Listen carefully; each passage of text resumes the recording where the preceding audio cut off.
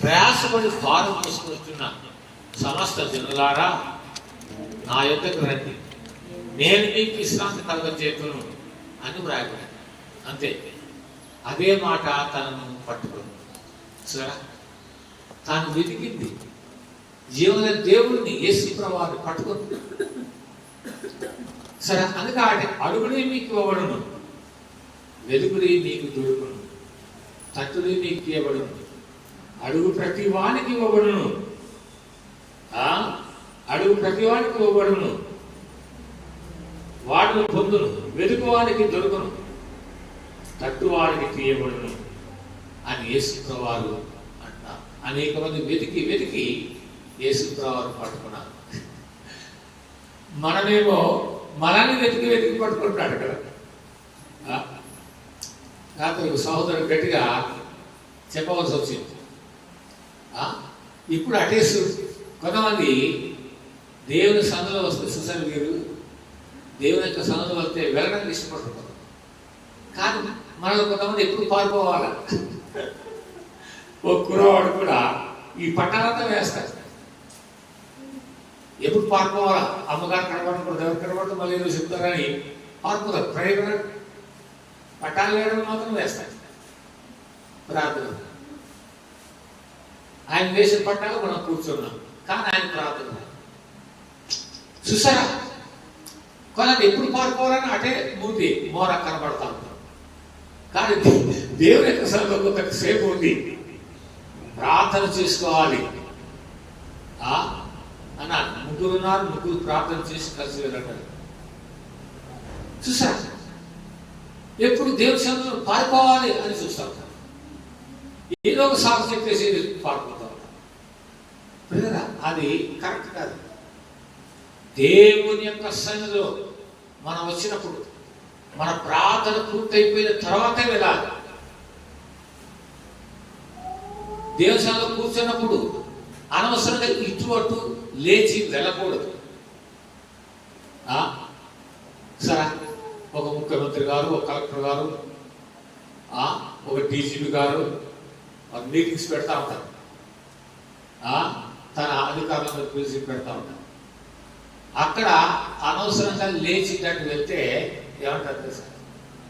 అయ్యా, నీ క్రమశిక్షణ లేదు, కూర్చొని ఇక్కడ మీటింగ్ జరుగుతుంటే నువ్వు అటెండ్కి వెళ్తున్నావేంటి, ఆ ఫోన్ ఈ ఫోన్ మాట్లాడుతున్నావేంటి, అవసరమైతే పోలీస్ డిపార్ట్మెంట్ డిస్మిస్ చేస్తారు. క్రమశిక్షణ లేని వాడు, అర్థమైందా?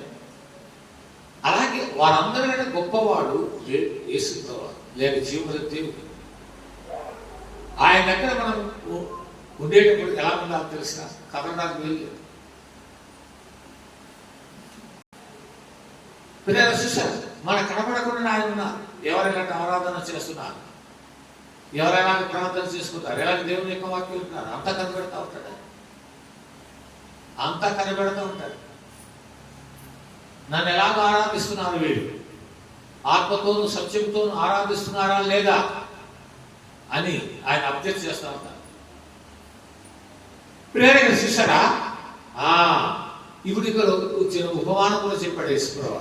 ఏమని చూడండి, 9వ వచనం, మీలో ఏ మనుషులను తన కుమారుడు తన రొట్టెను అడిగిన ఎడలా వానికి రొట్టెనిచ్చినా, చేపని అడిగిన ఎడలా పావునిచ్చినా, మీరు చెడ్డవారండి, మీ పిల్లలు మంచిగా జరిగి ఉండగా పరలోకమందున్న మీ తండ్రి తను అడుగు వారికి అంతకంటే ఎంతో నిత్యముగా మంచి ఇవ్వనిచ్చను.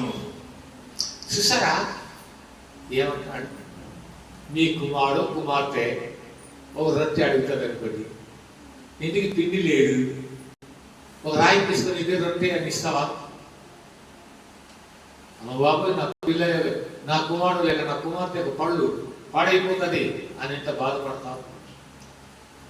ఆ రొట్టె ఇవ్వడానికి నీవు కొంచెం కష్టపడతావు. నీ పక్క ఇంటికి వెళ్ళి అడుగుతావు, లేదు మాకు అంటారు. ఇంకొక ఇంటికి వెళ్తావు, లేదంటారు అంటారు. ఇంకో ఎక్కడ మొత్తం మీద ఎవరో దయదాల్చి అంత పిండిస్తే ఏం చేస్తారు? చక్కగా రొట్టె చేసి ఇగో రొట్టె ఎవరైనా వస్తే మా అబ్బాయి రొట్టె కావాలని పేచేయండి. ఆ ఏడుపు తట్టుకోలేక 10 ఇండ్లకు వెళ్ళాను. ఒక్క ఇంటి ఆమె కనికరించి పిండి ఇస్తే రొట్టె చేస్తే ఇప్పుడు తింటున్నాడు అని సక్రమంగా చెప్పుకుంటాం. సరే, నీ బిడ్డ విషయంలో ఎంత పూచి, నీ కుమారుడు విషయం లేక నీ కుమార్తె విషయంలో ఎంత పూచి, అలాగే పరలోకపు తండ్రి కూడా మన విషయంలో అంత పూచి కలిగి ఉన్నాడు. మనం ఆయన్ని ఆత్మతోనూ సత్యముతో ఆరాధించినట్లయితే, ఆయన నమ్మకస్తులుగా మనం ఉన్నట్లయితే తప్పకుండా మన ప్రార్థన వింటాడు, మనకు సహాయం చేస్తాడు.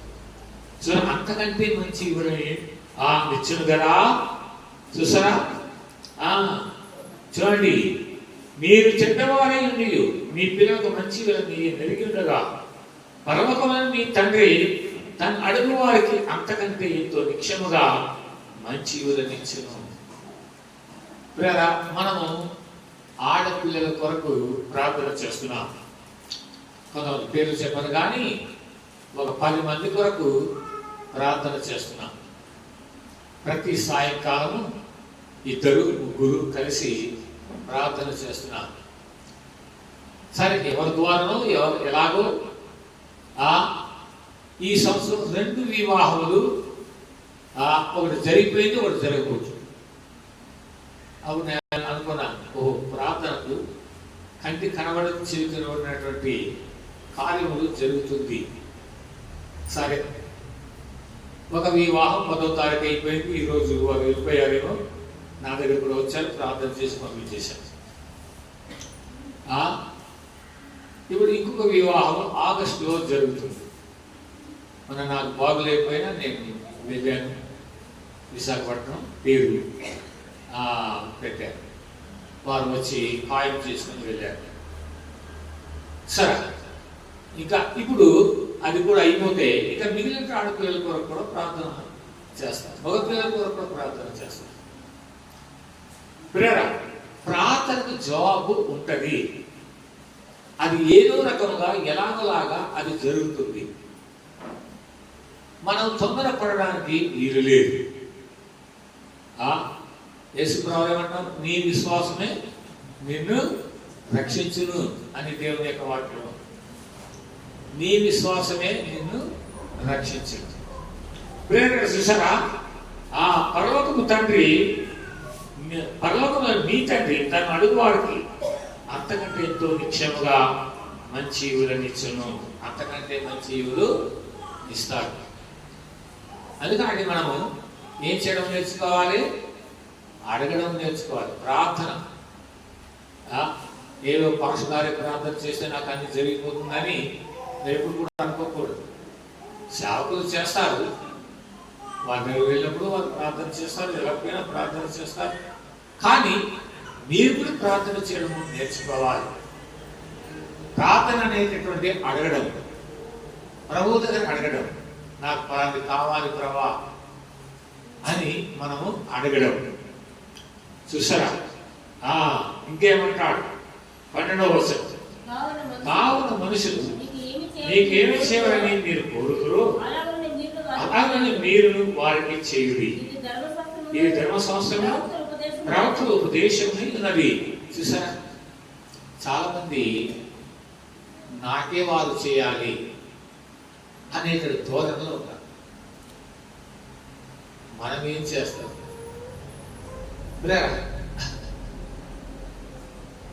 మనుషులు మీకు ఏమి చేయాలని కోరుకుంటారో, మనుషులు మీకేమి చేయాలని మీరు కోరుకుంటారో, మనం కూడా అదే చేయాలి అని యేసుప్రభువు. చాలా మంది నా కార్యక్రమానికి అందరూ రావాలి, నా కుమార్తె కార్యక్రమం, నా కుమారుడు కార్యక్రమాన్ని అందరూ చేయాలి, లేక నా గృహప్రవేశానికి అందరూ చేయాలి. సరే, ఎదుటి వాళ్ళ కార్యక్రమం వెళ్ళడానికి ఖాళీ లేదండి అంటారు. ఖాళీ లేదండి వద్దు, కానీ ఖాళీ లేదు. చూసాను,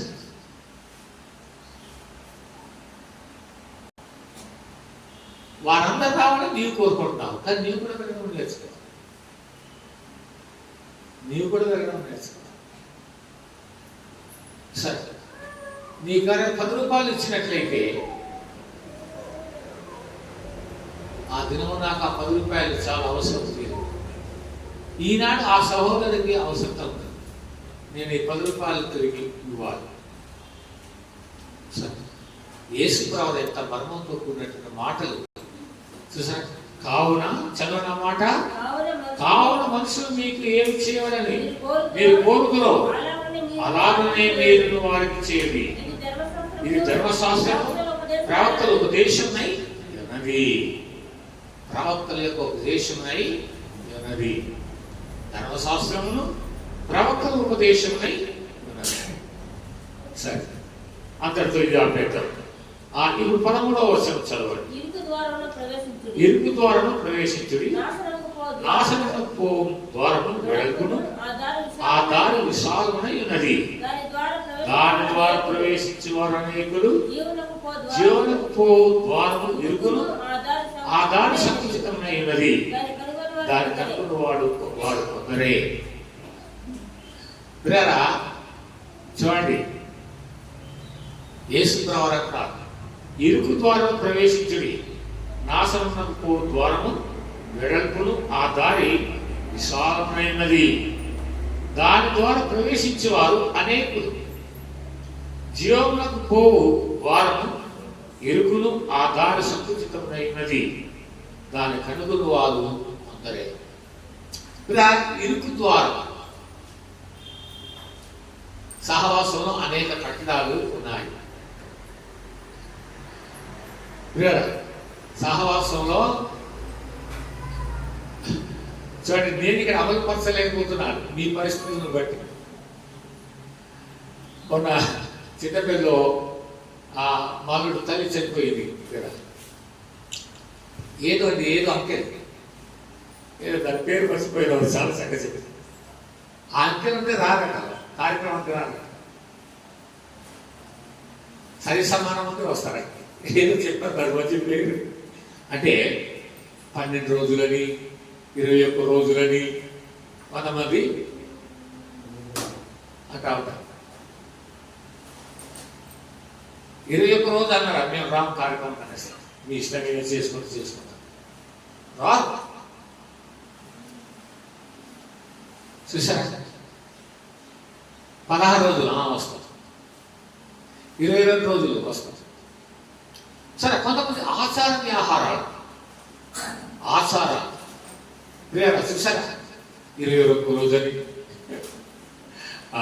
పుట్టాలైతే 7 రోజులని, ఓటగడ్డలో ఇలాంటి సహోదరులు ఉన్నారు. నాకేమో ఆపరేషన్ 7 రోజులకు వచ్చి ప్రార్థన చేయబడు.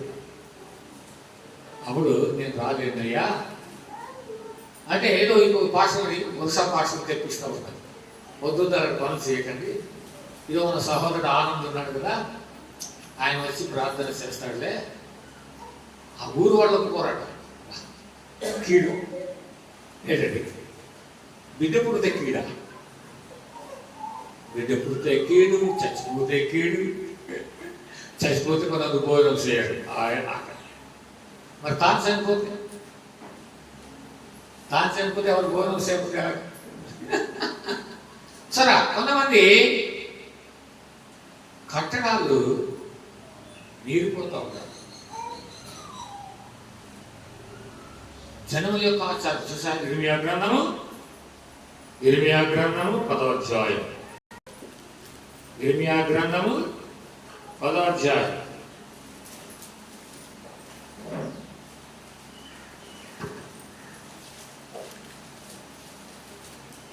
చదవండి మొదటి నుండి. ఇశ్రాయేలు వంశస్థులారా, యెహోవా మిమ్మును గూర్చి సెలవిచ్చిన మాట వినుడి. యెహోవా సెలవిచ్చినదేమనగా, అన్య జనముల ఆచారములను నిర్వసింపకుడి. ఆకాశము తగబడి సింహములకు జనములు భయపడును, అయితే మీరు వారికి భయపడకుడి. జనముల ఆచారములు వ్యర్థములు. చాలా చాలా జనముల యొక్క ఆచారములట ఏంటట? వ్యర్థం. పెళ్ళి కొద్ది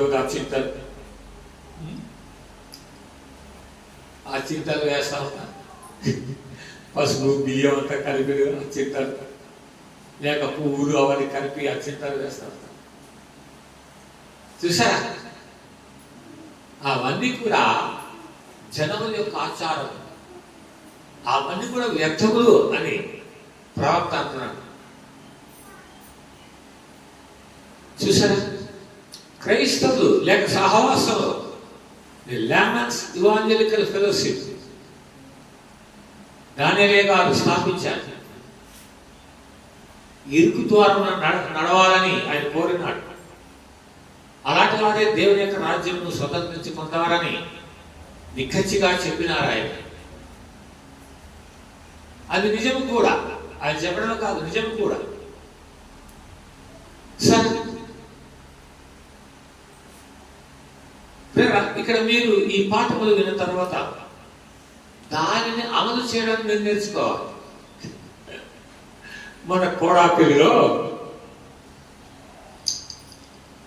ఒక అమ్మాయి పెద్ద పిల్ల అయింది. భార్య విడిపోయి అక్కడ ఎక్కడో ఉంది విశాఖపట్నం.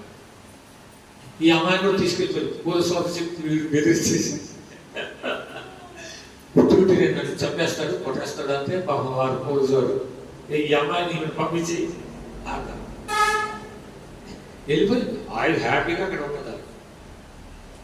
వీడు భార్య లేకుండా వీడి పని వీడి అట్లు వీడి తోపుకోవడం, వంటలు చేసుకోవడం, అన్ని పనులు చేస్తుంటాడు. ఆ అమ్మాయి పెద్ద పిల్ల అయింది. అక్కడ ఏదో అంతా చేశారు. మళ్ళీ ఇక్కడ ఈ సెలవు ఇక్కడ తీసుకొని వచ్చేసారు.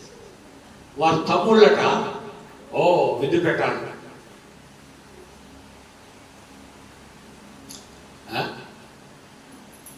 నేను ఎన్నోసార్లు చెప్పాను చేయకుండా. సరే, వారు ఏం చేసి నాకు తెలియకుండా మన క్రైస్తవులందరూ కూడా ఆర్డర్ చేశారు. మన బోధకులు ఒక బోధకుడు వెళ్ళాడు, వాక్యం కూడా చెప్పినట్లుగా నాకు తెలుస్తుంది. బోధన చేసి వచ్చేసాడు. అప్పుడు నేను ఫోన్ చేశాను, ఏమంటే పలానా ఊరు వెళ్ళారంటే వెళ్ళానండి అని.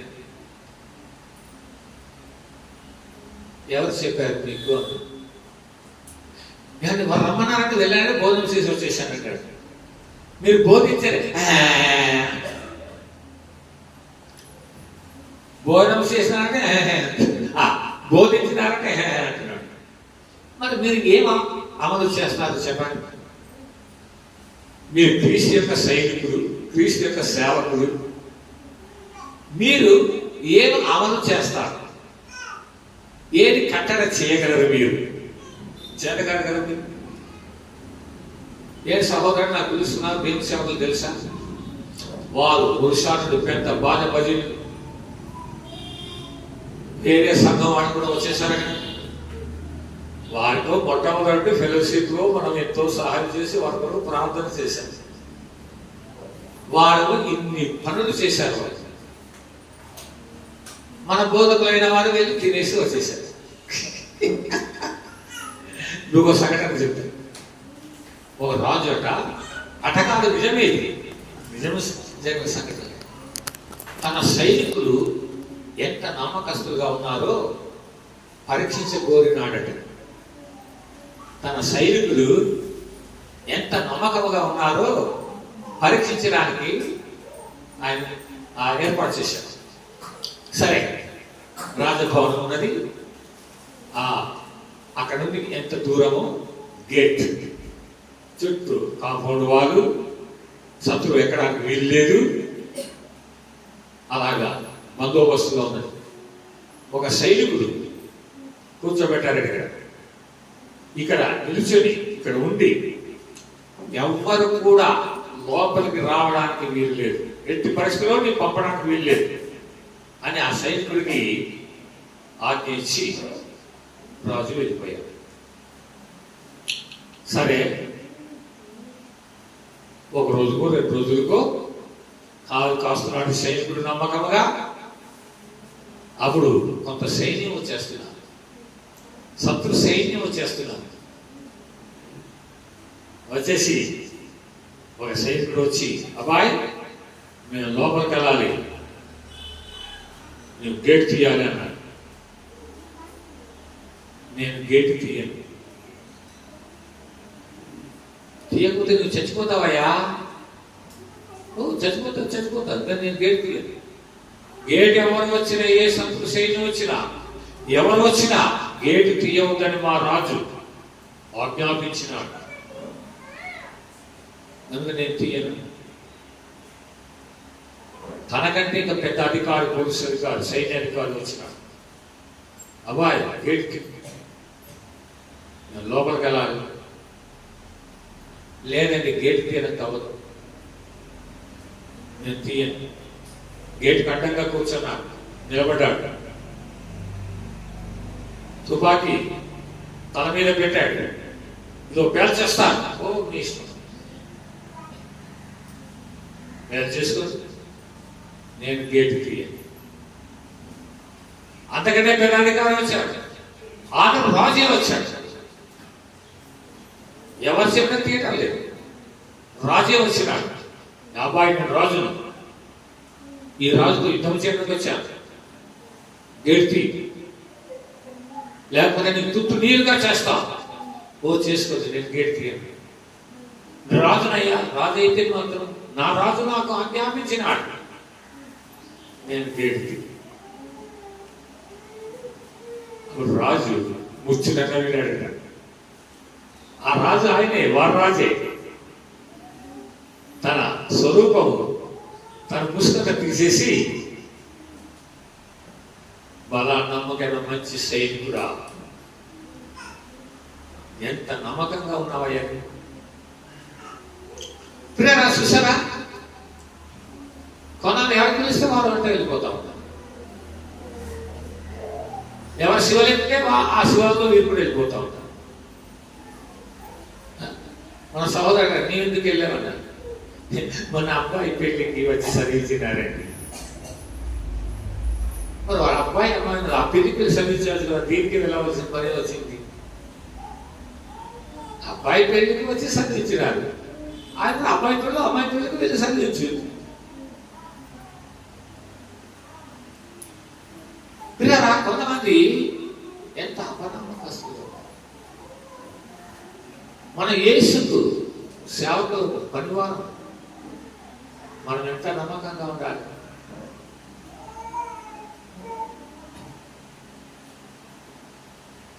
ఎంత విశ్వాసము కలిగి ఉండాలి. ఇది చేయకుండా అనేక భాగం మీరు వింటున్నారు.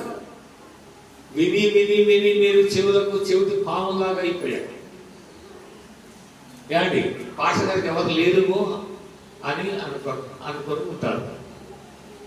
ఉన్నారు, నాకు బంధువులు అందరూ ఉన్నారు. మా బెటీరాని పెరుగులైతే కొందరు ఏది ఎప్పుడు విందు అన్నారు, ఏమి లేదని. మాకు వంకరాయల సుందరరావు సంతోషమ్మ అని ఉన్నారు. వారికి ఒకే కుమారుడు, ఒకే కుమార్తె. ఆ కుమార్తె పెద్ద పిల్లే. నాకు కూడా పోతే అమ్మగారు చేసింది. అమ్మగారు అన్నది ఎవరికేం చెప్పకండి, నా దగ్గర తీసుకుంటే చిన్న ప్రార్థన చేస్తాను, తీసుకెళ్ళి స్నానం చేసి స్కూల్కి పంపించేయండి చెప్పి అంతే. నెమ్మది కలిపి తీసుకుని వచ్చేసింది. నేను తప్ప అక్కడ ఉన్నాను. నేను కూడా చిన్న ప్రార్థన చేసి, సరే ఎవరికి ఒక్క బుక్కడి మెతుకులు కూడా ఇవ్వకూడదు, ఇవ్వద్దు. మీ అమ్మాయికి పెళ్ళి అయితే అప్పుడు ఇద్దుగా. అలాంటి వారు ఎంత సంతోషం అంటే, అలాంటి దేవుడు వాటిని నెరవేర్చేవారు శాపమైన నాకు ఆశిస్తారు. దానికేంటి వద్దంటే ఎందుకు చేస్తున్నారు? బాగా భజనలు మళ్ళీ ఆ ఒరిసా బాధపడినాడు అవుతుంటారు. అలా డ్యాన్స్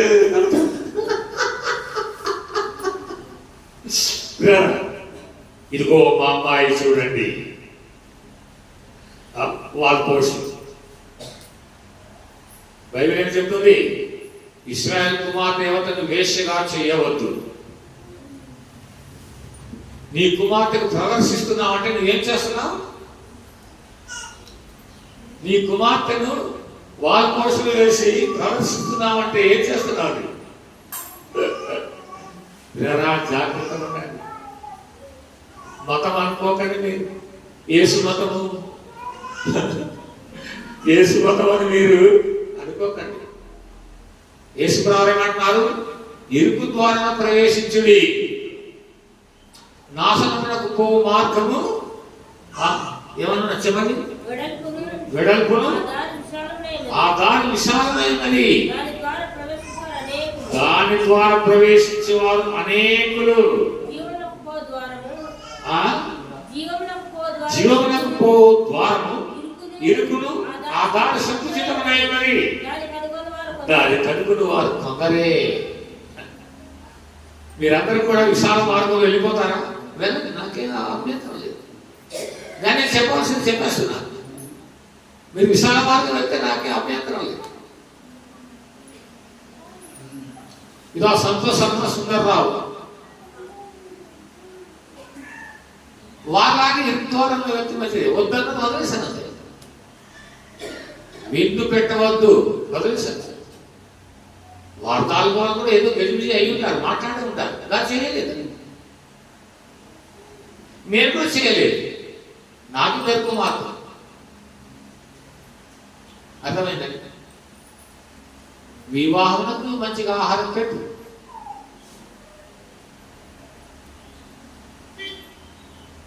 చూడండి, విశాల మార్గం. క్రైస్తవులేని, హిందువులేని, మహమ్మదీయులేని అందరూ విశాల మార్గంలో వెళ్ళిపోతాం. దాన్ని ఎంచుకున్న వారే, ఇరుకు మార్గంలో ప్రవేశించేవారే, ఇరుకు ద్వారా నడిచేవారే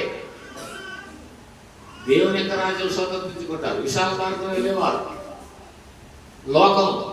లోకం చేసే పనులు చేసేవారు కొందరు పగిలు వేస్తూ ఉంటారు. ఏ పగిలి? ఏదో పెళ్లి మర్రి, మామిడాకులు పందిరి.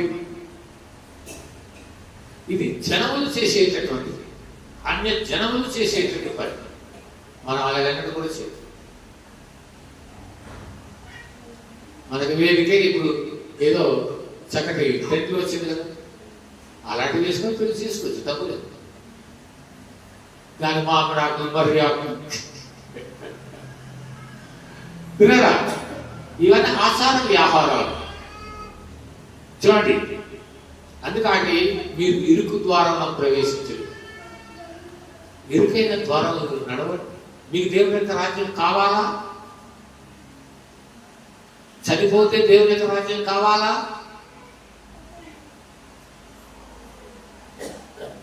మనం యేసు ప్రభువు చెప్పినట్టుగా మనం నడుచుకోవాలి. సరే, అయిపోయింది. ఇది కూడా ఆపేద్దాం, నేను ముగించేస్తాను. చూసారా, ఎక్కువసేపు మాట్లాడారు. చూడండి, 15వ వచనం చదవండి. పడుడి, వారు గొర్రెల చర్మం వేసుకొని ఏదో కొత్తలు కానీ ఆ లోపల వారు క్రూరమైన తోడేడు. వారి ఫలం వలన మీరు వారిని తెలుసుకుందరు. ముళ్ళ పొదలో ద్రాక్ష పళ్ళైన, అల్లేరు చెట్ల అంజూర పళ్ళైన కొయ్యురా. అలాగనే ప్రతి మంచి చెట్టు మంచి ఫలములు ఫలించును, పనికిమాల చెట్టు కాని ఫలములు ఫలించును. మంచి చెట్టు కాని ఫలములు ఫలింపనేరదు, పనికిమాల చెట్టు మంచి ఫలములు ఫలింప నేరదు. మంచి ఫలములు ఫలింపన ప్రతి చెట్టు నరకబడి అగ్నిలో వేయబడును. కాబట్టి మీరు వారి ఫలం వలన వారిని తెలుసుకుందరు. చూసారా, అబద్ధ ప్రవక్తల గురించి జాగ్రత్తగా ఉంటారు. అబద్ధ ప్రవక్తలు మనలోనే ఉంటారు. చూసారా, వారు దేవుని వాక్యం చాలా బాగా చెప్తారు. ఎక్కువ టైం అవుతుంది కానీ నేను కొత్తగా క్రైస్తవులు అయినా, హిందువులుగా ఉండి క్రైస్తవులు అయినా 15 సంవత్సరాల వయసు. ఆ సమయంలో 15 సంవత్సరాల వయసు. మేము అనుకున్నాం క్రైస్తవం అంటే మాటలు కాదు, క్రైస్తవులు చాలా మంచివారు అని నేను అనుకున్నాను. ఓ క్రిస్మస్కి నేను వెళ్ళాను ఒక సంఘంలో, రాత్రులు జరుగుతుంది. సరే, చక్కటి పాటలు, చక్కటి నాటకాలు. ఒక డాక్టర్ గారు వచ్చారు. ఆ దినాలు డాక్టర్ గారు అంటే చాలా వేరు. అరకులో డాక్టర్గా పనిచేస్తున్నారు. ఆయన హుకుంపేట ప్రాంతంలో ప్రసంగించడానికి వచ్చారు. ఆయన తుపాకి మళ్ళీ, ఎందుకంటే ఆ దినాలు అడుగు 50 సంవత్సరాలు 60 సంవత్సరాల క్రితం సంఘటన మీకు నేను చెప్తున్నాను. తుపాకి కూడా డాక్టర్ గారు వచ్చేసారు. జీపు అంటే ఎవరికి తెలియదు, ఆ మట్టి రోడ్డు మీద జీపు. ఇంకా చూడండి, ఆయన క్రిస్మస్ మెసేజ్ ఇవ్వడం మొదలు పెట్టాడు. గంట సేపు ఎప్పుడు వగ్గుతాడు అడుగుతామంది చేసి అలసిపోయాడు. అయిపోయింది. సరే, మంత్రం ఇలాగున్నది, ఈ పంచం నుండి అటు వెళ్ళాలి. ఆ పంచం నుండి అటు వెళ్ళి మంత్రం వెనక భాగంలో ఉన్నాడు ఆయన. నాకు యూరిన్ వస్తే ఈ పక్క నుండి నేను అటు వెళ్ళాను. వెళ్తే ఆ డాక్టర్ గారు ఏం చేస్తున్నారు, సిగరెట్ గుప్పని వదులుతున్నాడు పొగ. చూసారు, మరి సిగరెట్ కాల్సిన వాడు సారాయి కూడా తాగుతారు, కళ్ళు కూడా తాగుతారు. ఆయన క్రీస్తుని కూర్చి అక్కడ స్వార్థం ప్రకటించారు. వారే అబద్ధ బోధకులు, అలాంటి వారి కోసం జీవన దేవుడు ఏమన్నాడు, నా కట్టడలు వివరించడం నీకేమి పని.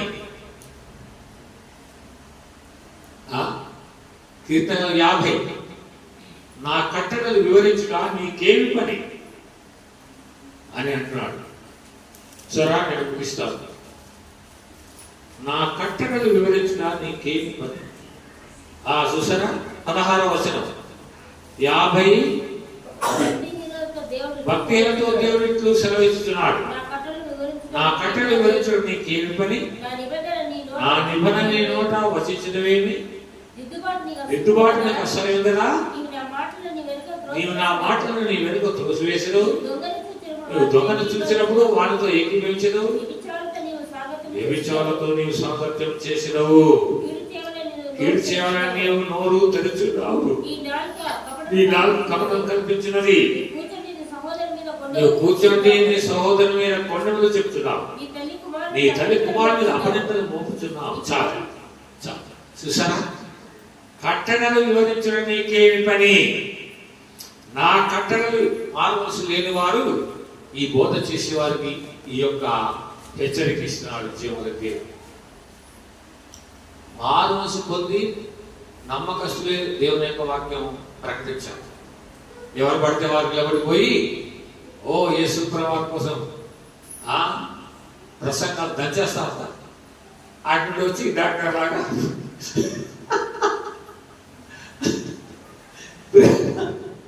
నేను కుర్రవాడి అడిగేశాను కొంతమంది, ఏంటి మన క్రిస్మస్ మెసేజ్ ఇచ్చిన బోధకుడు సిగరెట్ కాలుస్తున్నాడు, అదంతా ఎందుకు బాబు నీకు, ఆ వాక్యం తీసుకో అలాగా ప్రేరణ. చూసారా, జాగ్రత్త. సరే, ఇప్పుడు చివరి భాగంలో వచ్చేద్దాం, త్వరగా ముగిస్తాను. చూడండి, ఎక్కడది దయచేసి చూడండి, 22వ వచనం.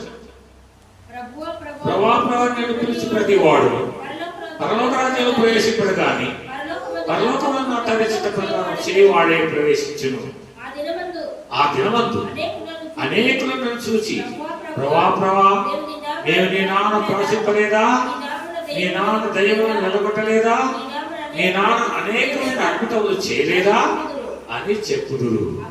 అప్పుడు నేను మిమ్మల్ని ఎన్నడూ ఎరుగను, అక్రమం చేయవారు గారా నా ఎదుటి పొందని వారితో చెప్పుదు. చూసారా, ప్రభావాన్ని మనం ఎంత గొంతు చిచ్చుకొని ప్రభావాన్ని మనం ఆరాధిస్తే ఆయన వినండి. అంతేకాదు, అక్కడ వెళ్ళిన తర్వాత ఏంటి మరి ఈ పరిస్థితి, నీ నామన మేము అద్భుతాలు చేశాం, మీ నామన మేము మరి ప్రవచించినాము, నీ నామన మేము బోధించినాము అంటే ప్రభు అంటాడేమని, ఏమో అక్రమం చేయవారులారా నా యొద్ద తొలగండి,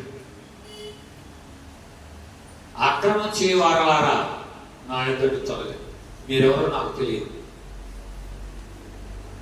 నిన్న ఒక ఫోన్ వచ్చింది, ప్రాంతంలో వచ్చింది, సరే ఎత్తలేదు.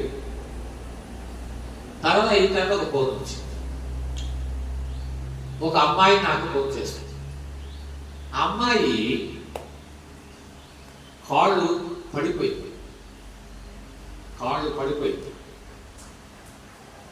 సరే ఎలాగోలాగా నేను ఆమెకు ఎవరి ద్వారానో నన్ను పిలిచారు, వెళ్ళాను. అసలు ఆమె లేస్తుందని అనుకోలేదు. సరే నేను ప్రార్థన చేశాను, బాగైపోయి చదువుకున్నది ఉద్యోగం కూడా చేస్తుంది. చాలా సంవత్సరాలు అయిపోయింది. సరే ప్రభు బాగు చేశాడు కదా. ఆ అమ్మాయి రాగానే దేవుడికి విధేయురాలుగా ఉండాలి. సరే మన దగ్గర రాకపోయినా ఎక్కడ ఉన్నా సరే అది మంచిగా ఉండాలి, అది మనం కోరుకునేది. కానీ మెల్లగా ఒక యవనస్తుని పడుతుంది.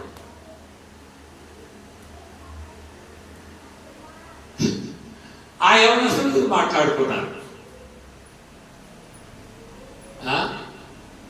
మనం పెళ్లి చేసుకుందామన్నారు. సరే మరి ఎలా చేసుకున్నారు. ఇప్పుడు మరి వారి ఇంటి వారు ఎవరేమి చెప్తున్నారో తెలియదు. ఆ అబ్బాయి ముఖం చాటేస్తాడు. ముందు ఒకసారి ఫోన్ చేసి చెప్పింది, సరే నేను చెప్తానులే వారికి అన్నారు. ఇప్పుడు రాత్రి నాకు అల్లి పిలిచేస్తారు, తొందర చేస్తారు. మీరు తండ్రి లాంటి వారు, మీరు పెద్దవారు, ఆ న్యాయం చేయాలి అన్నాడు. అవునన్నా, నేను నీకు తండ్రినా? ఎలాగో చెప్పు. నీకు నేను ప్రార్థన చేశాను, నీ కాళ్ళు బాగైపోవాలని ప్రార్థన చేశాను. నీ కాళ్ళు బాగైపోయింది, నువ్వు చక్కగా చదువుకున్నావు, ఉద్యోగంలో ప్రవేశించినావు. అయ్యా నేను బాగయ్యాను, నేను చదివినాను, నాకు ఉద్యోగం కూడా వచ్చింది అని కృతజ్ఞత భావంతో ఎప్పుడైనా ఫోన్ చేశావా? ఎప్పుడైనా ఫోన్ చేశావా నీవు నాకు? సరే డబ్బులు ఇస్తే ఈ లేదు, అది కాదు నాకు ముఖ్యం. ఎప్పుడైనా కనీసం ఫోన్ చేశావా? ఇప్పుడు నీ అంతటి నీవే ఒక అబ్బాయిని పట్టుకొని నీ వివాహం నీవే చేసుకున్నావు. ఇప్పుడు న్యాయం చేయమంటే మాలాంటి వాళ్ళు ఏం చేస్తారు? మాలాంటి వాళ్ళు బుర్ర మీద పడితే మేమేం చేయగలం చెప్పండి? చేసుకున్నది నీవు, చేసుకున్నది నీవు. మాకు ఫోన్ చేసి ఇది చేయి, అది చేయి, తండ్రి లాంటి వాడు, పెద్దవాళ్ళు, ఇది అది అంటే మేమేం చేస్తాం చెప్పండి? మేము చెప్తే వింటారా చెప్పండి? గట్టిగా డోసిచ్చు. చూసారా, కొంతమంది వారి ఇష్టం వచ్చినలా చేసి మరి దేవుడి మీద పెట్టడం, పెద్దవాళ్ళ మీద పెట్టడం, ఇవన్నీ చేస్తాం. చూసారా, కృతజ్ఞత భావం కలిగి అందుకే ప్రభావాన్ని పిలిచి ప్రతి వాడు పరలోక రాజ్యంలో ప్రవేశింపడు గాని పరలోకంలో నా తండ్రి చిత్త ప్రకారం చేయవాడే ప్రవేశించను. సరే, తోటగా ఎక్కువ 5 నిమిషాల్లో ఈ భాగం అంతా పూర్తి చేసేద్దాం. 24 చదవండి. కాబట్టి నా మాటలు విని వాటి చొప్పున చే ప్రతి వాడును బండ మీద తన ఇల్లు కట్టుకున్న బుద్ధిమంతుని పోలీను. వాన కురిసిన వరదలు వచ్చాను, గాలి విసిన ఇంటి మీద కొట్టాను, కానీ దాని పునాది బండ మీద వేయబడిన కనుక అది పడలేదు. చూసారా, కాబట్టి ఈ నా మాటలు విని వాటి చొప్పున చేయి ప్రతి వాడు ఎక్కడ నీళ్లు కట్టుకుంటాడు? నోవాహుకు దేవుడు చెప్పినట్టుగా ఓడ కట్టుకున్నందువలన ఎక్కడున్నాడు ఆయన? భూలోకంలో నీళ్ళు నిండిపోయి అందరూ చచ్చిపోతే ఓడ మీద చక్కగా విహారం చేస్తున్నాడు. ఎందుచేత చెప్పండి? దేవుని మాట విన్నందువలన, దేవుని ఆజ్ఞ చొప్పున చేసినందువలన. భూలోకం అంతా చంపబడినది. నోవాహు తన భార్య, తన 3 కుమారులు, కోడళ్ళు సురక్షితంగా నీటిలో తేలి ఆడుతున్నాడు. చూసారా? కాబట్టి నా మాటలు విని వాటి చొప్పున చేయి ప్రతివాడు బండ మీద తన ఇల్లు కట్టుకున్న బుద్ధిమంతుని పోలియుడును. వాన కురిసిన వరదలు వచ్చిన, గాలి వచ్చి ఆ ఇంటి మీద కొట్టెను గాని అది బండ మీద కట్టబడి ఉన్నది కనుక అది పడలేదు. తర్వాత మాట 26వ వచనం, మరి నా మాటలు విని వాడి చెప్పున చేయని ప్రతి వాడు ఇసుక మీద తన ఇల్లు కట్టిన బుద్ధిహీనుని పోలియుడును. వాన కురిసిన వరదలు వచ్చెను, గాలి విసిన ఇంటి మీద కొట్టెను, అప్పుడు అది కూలబడెను, దాని పాటు గొప్పదని చెప్పాడు. ఈ మాట విని వాటి చొప్పున చేయని ప్రతివాడు ఎక్కడ ఇల్లు కట్టుకున్నాడు? ఇసుక మీద తన ఇల్లు కట్టుకున్న బుద్ధిహీనుని పోలి ఉన్నాడు. వాన కురిసిన వరదలు వచ్చెను, గాలి విసిన ఇంటి మీద కొట్టెను, అది ఇసుక మీద కట్టబడిన కనుక అది కూలిపోయేది, దాని పాటు గొప్పది. యుగయుగములు తరతరములు బాధవే. నోవాహు దేవుడు చెప్పినట్లుగా చేశాడు. ఓడ వెళ్ళిపోవుచున్నది, ఓ పరమపురి పాపినయ్య దరిచేరేటట్లు. ఓడ వెళ్ళిపోవుచున్నది, ఓడెక్కి ప్రజలారా టిక్కెట్లు కొనరండి. టిక్కెట్లు కొనపోతే ఎక్కాలేరా ఓడ వెళ్ళిపోవుచున్నది, ఓ పరమపురి పాపినయ్య దరిచేరేటట్లు. ఓడ వెళ్ళిపోవుచున్నది. టికెట్లు అంటే ఏంటి? దేవుడు చెప్పినట్లుగా చేయడమే టికెట్. ఆ టికెట్ ఆయనే మనకి ఇస్తారు. పరలోకపు ఓడలో మనం ప్రవేశించడానికి ఆయన ఇచ్చే టికెట్. ఆయన చెప్పినట్లుగా మనం చేసి మనం జీవిస్తే ఆ టికెట్ ఆయనే భరిస్తారు. దాని డబ్బంతా ఆయనే చెల్లిస్తారు, దాని క్రయం ఆయనే చెల్లిస్తారు. కనుక పిల్లరా, మతం మతం మతం క్రైస్తవుడు అనకూడదు. మతం ఏమన్నా రక్షించదు. క్రీస్తు కొరకు జీవించడమే, నమ్మకమైన జీవితం జీవించడమే, అదే మనం రక్షిస్తాం. నీ విశ్వాసం నిన్ను రక్షించును. కనుక ఈ మధ్యాహ్న కాలం నేను ముగిస్తున్నాను. ప్రభు మిమ్మల్ని దీవించాలి. నేను బ్రతికున్నంత వరకు మీకు స్వచ్ఛమైన సువార్త ప్రకటించడానికి, అలాగే నేను కూడా జీవించడానికి. ఇప్పుడైతే వృద్ధాప్యంలో వచ్చేసారు. యవన కాలములు కూడా నేను స్వచ్ఛంగా జీవించినాను. మీకు పదే చెప్తున్నాను. వివాహమైన తర్వాత, సేవ ప్రారంభించిన తర్వాత చెప్తున్నాను కదా, ఏ ధనవంతుని దగ్గర వెళ్ళి అయ్యా ఏమైనా ఇవ్వండి అని ఎప్పుడు కూడా అడగలేదు. మీరు పంపిస్తే తింటా, ఏదైనా పని చేయడానికైనా ప్రయత్నం చేస్తారు. అలాంటి చేసి బ్రతికే మీకు సువార్త ప్రకటించారు. కానీ మీరు కూడా ఎలా ఉండాలి? నాలాగా. సరే, రాజు శత్రు సైన్యానికి అవకాశం ఇస్తాడు. తన సైనికులను పరిగెత్తిన సైనికులకి అప్పచెప్పారు. ఆ సైనికుడు ఎలాంటి వాడు? కాల్చుకోండి. నిజమైన సైనికులుగా మనం ఉండాలి, నిజమైన జవాన్లుగా మనం ఉండాలి, నిజమైన సాకులుగా మనం ఉండాలి. అంటే పిలిచారండి, తినేసానండి, 4 ముక్కలు చెప్పేశానండి అంటే కుదరదు. అలాగన్నాడు చేయకండి. మీరు ఎందుకు పిలుస్తారు? ఏ కారణం? ఏదైతే తప్పు సహోదరులు చేయవద్దని మీరు చెప్పాలి. నేను చెప్పగానే మీరు చెప్పాలి. ఒక మాట అంటే అక్కడ ఏమని మీకోసం, మీరెవరో నాకు తెలియదు. సరిపోద్దా? నేను బోధించిన అండి. పిల్లలు అబ్రహం గారు అరకు వెళ్ళమంటే అరకు వెళ్ళాను, కిలోమీటర్లు వెళ్ళాను అంటే అక్కడ ఏం చేయాలి? నా పప్పులు ఎవరు? అబ్రహం ఏమో మాకు తెలియదు, మీరెవరో నాకు తెలియదు, అంతే.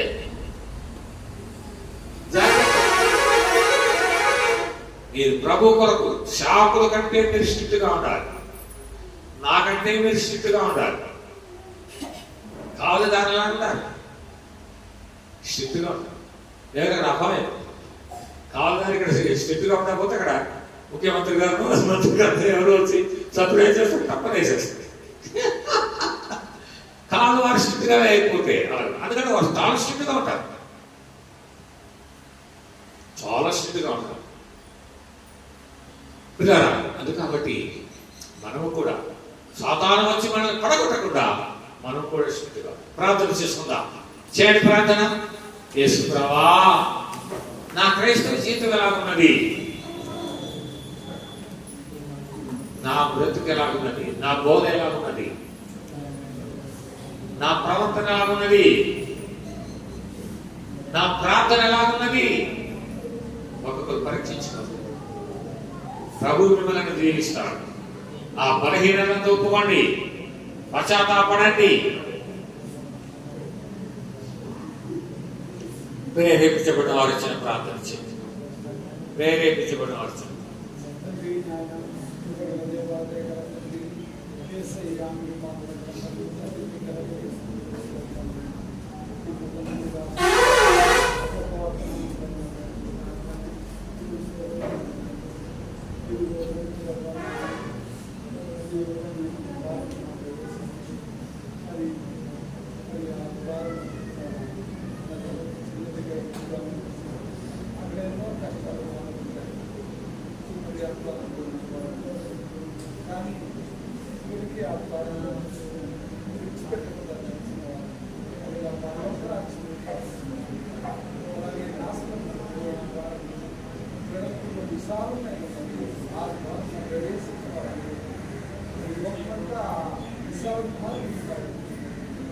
మరి వారి యొక్క గమ్యము ఆ జ్ఞాపకం చేస్తాను.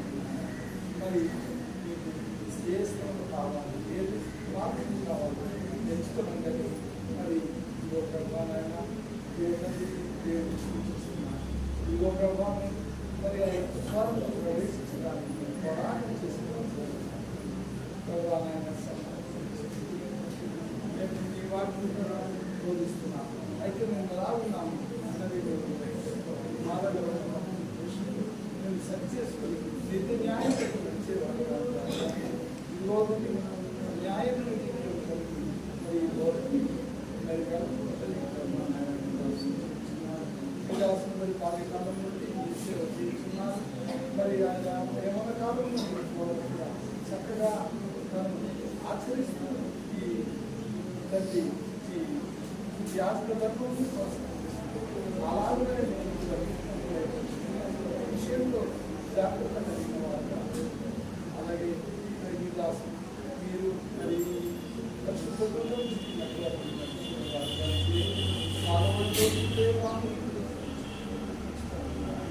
మతులై పరిశుద్ధులై యోజనకి మీ పక్షం అమలుగా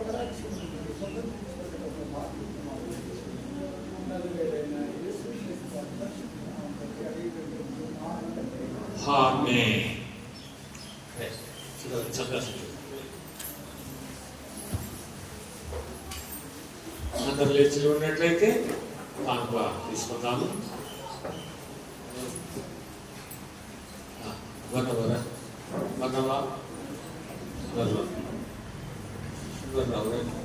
పాటు పాడు.